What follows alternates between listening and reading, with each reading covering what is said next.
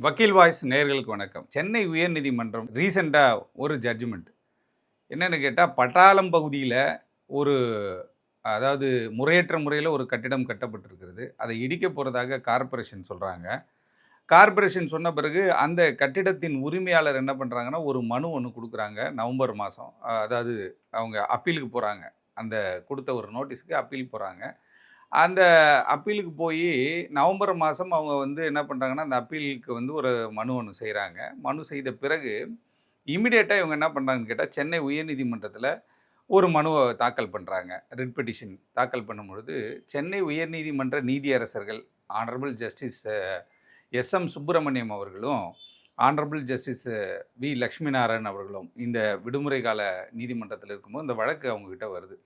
வழக்கு வரும்போது, என்னடா அந்த வழக்கு அப்படி எடுத்துன்னு பார்க்கும்போது, ஒரு அரசு அதிகாரிகள் கிட்ட வந்துட்டு ஒரு மனுவை கொடுத்து 30 நாள் கூட ஆவாத போது, வேண்டுமென்றே ஒரு வழக்கை இழுத்தடிப்பதற்காகவும், தொடர்ச்சியாக சென்னை முழுவதுமே இன்னைக்கு வந்து ஒரு பெரிய சிக்கல்கள் இருக்கிறது. என்ன சிக்கல்னு பார்த்தா, மழை வரும்பொழுது, அது சாதாரணமா சும்மா ஒரு ஒரு ஒரு நாள் பெய்த மழையாக இருந்தாலும், சென்னையில் பல்வேறு இடங்கள்ல தண்ணி தேங்கி நிற்கக்கூடிய ஒரு சூழல் ஏற்பட்டிருக்கிறது. கட்டிட காடாக வந்து இன்னைக்கு சென்னை காட்சியளிக்கிறது. அப்படி இருக்கும் பொழுது, ஒரு மனுவை குடுத்துவிட்டு அதாவது என்னன்னு கேட்டா, முறையற்ற முறையில் ஒரு கட்டிடம் கட்டப்பட்டிருக்கிறது. அதுக்கு வந்துட்டு என்ன பண்றாங்கன்னு கேட்டா, கார்ப்பரேஷன் வந்துட்டு இது வந்து அனுமதியின்றி கட்டப்பட்ட கட்டிடம்னு கண்டுபிடிக்கிறாங்க. கண்டுபிடிச்சு அதை இடிக்கணும் அப்படின்னு அவங்க முயற்சி பண்ணும் பொழுது, அத வந்து என்ன பண்ண கொஞ்சம் டிராக் ஆன் பண்றதற்காக ஒரு மனு வந்து இவங்க தாக்கல் செய்கிறாங்க. அதை வந்து நீதியரசர்கள் கண்டித்து என்ன பண்ணுறாங்கன்னு கேட்டால், நீங்கள் கொடுத்த நவம்பர் மாதம் கொடுத்த மனுவை அது என்ன ஸ்டேஜில் இருக்குன்றதை பார்த்து அதை ஃபாலோ பண்ணுங்க. அதுக்குள்ளே 30 நாட்களுக்குள்ளே நீங்கள் என்ன பண்ணுறீங்கன்னு கேட்டிங்கன்னா, நீதிமன்றத்தை நாடி வந்து நீதிமன்றத்தில் ஏதாவது ஒரு இது கிடைக்குமா அப்படின்றது பண்ணுறது வந்துட்டு தவறு அப்படின்னு சொல்லி அந்த மனுவை தள்ளுபடி பண்ணுறாங்க. இந்த மனு மிக முக்கியத்துவம் வாய்ந்த இந்த வழக்கு மிக முக்கியத்துவம் வாய்ந்த ஒரு வழக்கு. ஏன்னு கேட்டால், இந்த வழக்கோட கனெக்டிவிட்டியாக பல விஷயங்கள் நம்ம சொல்லலாம். 9/6/2017 அப்புறம் வந்து 10/6/2017 வந்து அ அதாவது என்னன்னு கேட்டா, தமிழகத்தினுடைய அப்ப இருந்த ஆட்சியாளர்கள் இருந்தாங்க. அப்ப அதிமுக அரசாங்கம். அப்போ வந்து என்ன பண்ணோம்னு கேட்டா, தலைமைச் செயலாளர், உள்துறை செயலாளர், அதுக்கப்புறம் வந்துட்டு கன்சர்ன் ரெவென்யூ டிபார்ட்மெண்ட்டு, இப்படி வந்து பல்வேறு துறைகளுக்கு வந்து ஒரு மனு குடுக்குறோம். அந்த மனு வந்து என்னுடைய பேர்ல அந்த மனு குடுக்குறோம். என்ன மனு அப்படின்னு பார்த்தா, தமிழகம் முழுவதும் இருக்கக்கூடிய நீர்நிலைகளை சுற்றி இருக்கக்கூடிய ஆக்கிரமிப்புகளை அகற்ற வேண்டும். எதுக்கு அந்த மனுவ குடுத்தோம்னு கேட்டா, 2015ல ஒரு பெரும் வெள்ளம் வந்து சென்னையில வந்துச்சு. தொடர்ச்சியாக ப ப ப மழை வந்து ரொம்ப நாள் மழை பெஞ்சுது. நவம்பர் மாதம் வந்து பார்த்தா 30ஆம் தேதி வந்து நல்ல மழை. அதுக்கு பிறகு பார்த்தீங்கன்னா, டிசம்பர் 7ஆம் தேதி நல்ல மழை. செம்பரம்பாக்கம் நீர் வெள்ளம் வந்து பெரிய சிக்கலை வந்து தென் சென்னை பகுதியும் சரி, ஒட்டுமொத்த சென்னையிலுமே வந்து ஒரு பெரிய தாக்கத்தை ஏற்படுத்துச்சு. அந்த 2015 மழை வந்த சமயத்தில பார்த்தீங்கன்னா, ஒட்டுமொத்தமாக 500க்கும் மேற்பட்டவர்கள் இறந்து போனார்கள் என்கின்ற ஒரு தகவல் இருக்கு. ஒரு தரவு இருக்கு.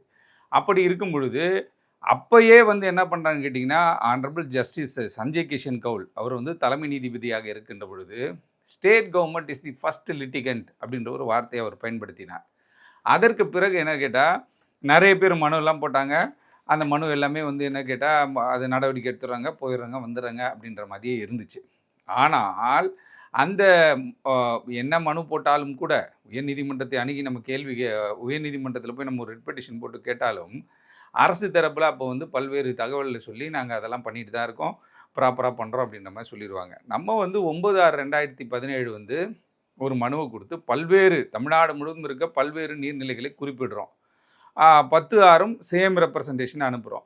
அனுப்பிட்ட உடனே என்ன பண்றோம்னு கேட்டீங்கன்னா, சென்னை உயர்நீதிமன்றத்தில வந்து ஒரு ரிட் பெட்டிஷன் பப்ளிக் இன்ட்ரெஸ்ட் லிட்டிகேஷனா ஒரு மனுவை வந்து நான் பார்ட்டி இன் பெர்சனா தாக்கல் பண்றேன். 5182 ஆஃப் 2018 அப்படின்னு சொல்லிட்டு ஒரு வழக்கு, பொதுநல வழக்கு. அந்த பொதுநல வழக்குல வந்து நீர்நிலைகள் குறிப்பாக பல்வேறு இடங்கள் திருவள்ளூர் மாவட்டத்தில பல்வேறு இடங்கள்ல வந்துட்டு இது மாதிரியான ஒரு ஆக்கிரமிப்புகள் எல்லா இடங்களிலும் காணப்படுகிறது. நீர்நிலைகளை சுற்றி கமர்ஷியல் பில்டிங் கட்டுறாங்க. அதே மாதிரி அரசு இது நம்ம முகப்பேறு மருத்துவமனைலாம் இருக்கு.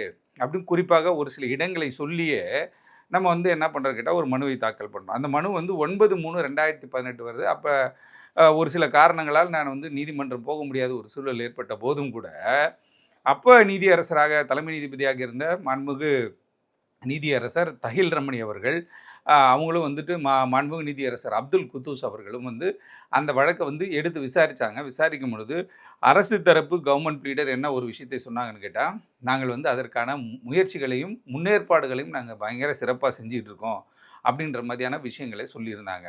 ஆனால் நான் குறிப்பாக அந்த மனுவிலே குறிப்பிட்ட திருவள்ளூர் மாவட்டத்தில் பல்வேறு இடங்களை நம்ம சொல்லியிருந்தோம். அந்த நீர்நிலைகளை சுற்றி இருக்கிற கட்டிடங்கள் இன்னைக்கு வரையும் இருக்குது.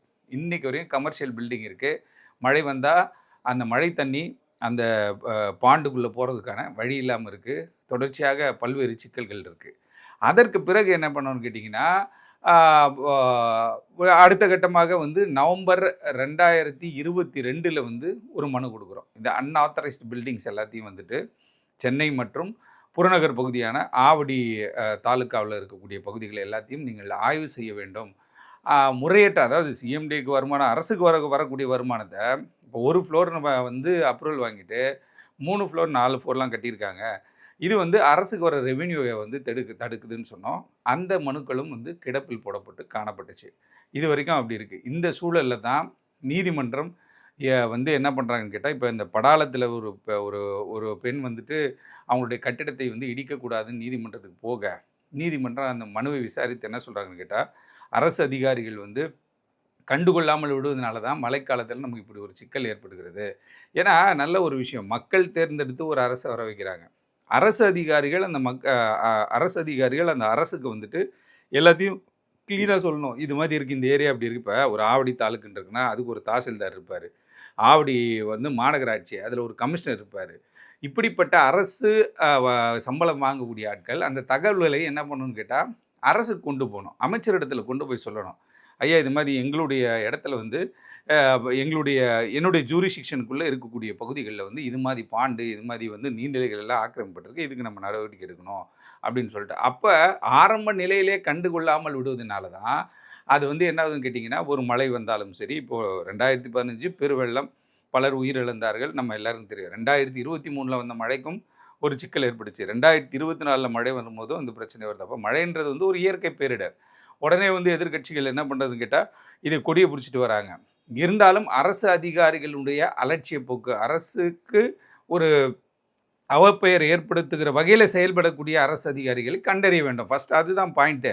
ஏன்னா பல இடங்களில் வந்து பார்த்திங்கன்னா, இந்த அரசு அதிகாரிகளுடைய செயலற்ற தன்மையால் என்ன ஆகுதுன்னு கேட்டால், அரசுக்கு கெட்ட பேர் வருது. இப்போ தமிழக அரசு தொடர்ச்சியாக பல்வேறு நடவடிக்கைகள் எடுத்துக்கிட்டே வந்தாலும் கூட, அரசு அதிகாரிகள் இதை பாயிண்ட் அவுட் பண்ணி எடுத்துகிட்டு போய் அமைச்சரிடமும் முதலமைச்சரிடமும் துணை முதலமைச்சரிடமும் செல்லுகின்ற அளவில் அவங்க வந்துட்டு செயல்படுறாங்களா அப்படின்றது ஒரு சந்தேகத்தை ஏற்படுத்தின ஒரு காரணத்தினால தான் இன்றைக்கி வந்து ஒரு வழக்கில் போயிட்டு நீதிமன்றம் என்ன சொல்கிறாங்கன்னா, தொடர்ச்சியாக இது மாதிரியான கட்டிடங்கள் கட்டப்பட்டிருக்கிறது, சென்னையே வந்து இன்றைக்கி கட்டிட காடாக மாறி இருக்கிறதுன்னு அவங்களுடைய ஆதங்கத்தை வெளிப்படுத்தியிருக்கிறாங்க. அந்த ஆதங்கத்தின் வெளிப்பாட்டில் பல விஷயங்களை சொல்கிறாங்க.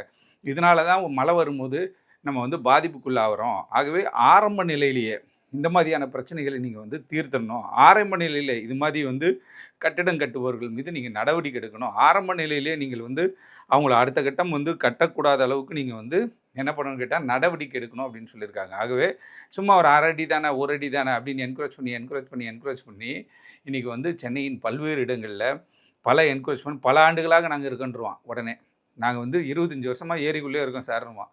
ஆனால் அந்த ஏரி தண்ணி சேமிக்கப்பட்டால் நமக்கு வந்து பல வருடங்கள் நமக்கு பயன்பாட்டுக்கு இருக்கும். ஆனால் அந்த ஏரிகளை இன்றைக்கி ஆக்கிரமித்து பல்வேறு கட்டிடங்கள் கட்டப்பட்டிருக்கிற ஒரு சூழல் ஏற்பட்டிருக்கிறது. அதே போல் சென்னையில் வந்து இந்த மாதிரியான கட்டிடங்களை ஆராய்ந்து கண்டுபிடித்து அந்த மாதிரி கட்டிடங்கள் அனுமதியின்றி கட்டப்பட்டிருக்கிற கட்டிடங்கள் மீது நடவடிக்கை எடுக்கணும். நீதிமன்ற உத்தரவுகளை சரியான முறையில் பின்பற்றணும். ஏற்கனவே வந்து 2015, 16 நினைக்கிறேன், அப்பயே வந்து state government is the first litigant என்று சஞ்சய் கிஷன் கவுல் அவர்கள் சொன்னார்.